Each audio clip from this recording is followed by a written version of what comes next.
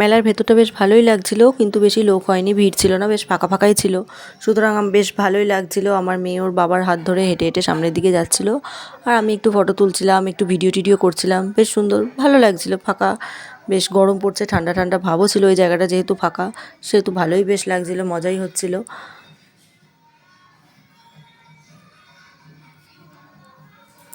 অনেক পসরা নিয়ে বসেছিল ভেতরটায়, নানা রকমের স্টল ছিল, যেরকম হয় মেলায় আর কি।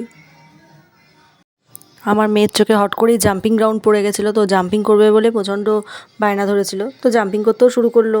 কিন্তু ওর মন খারাপ লাগছিল, তার কারণ ওখানে বেশি লোকজন কেউই ছিল না, কোনো বাচ্চাই ছিল না, সেই জন্য ওর একটু মনটাও খারাপ লাগছিল। ওই জাম্পিংয়ের পাশেই বসন্ত উৎসবের একটা ফাংশান হচ্ছিল, আর আমার মেয়ে দেখে কি বলছিল, আমিও যাবো ওই স্টেজে, আমিও নাচ করবো, আমিও নাচ করবো। তো যাই হোক, ওকে যাই হোক, বাচ্চা মানুষ, বারণ করে দিলাম। এবার একটু চা খেলাম, চায়ের ছবিও তুললাম, তন্দুরি চা ছিল সেগুলো।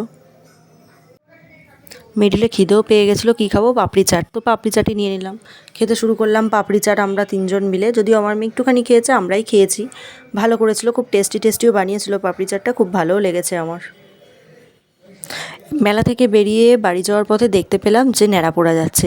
ন্যাড়াপোড়াটার নাম ছিল রাগী বাবা, কাঁধে করেই নিয়ে যাচ্ছিলো সবাই ন্যাড়াপোড়াটাকে। সেই ছোটোবেলার নস্টালজিয়ায় একটু ফিরে গিয়েছিলাম সেই সময়টা।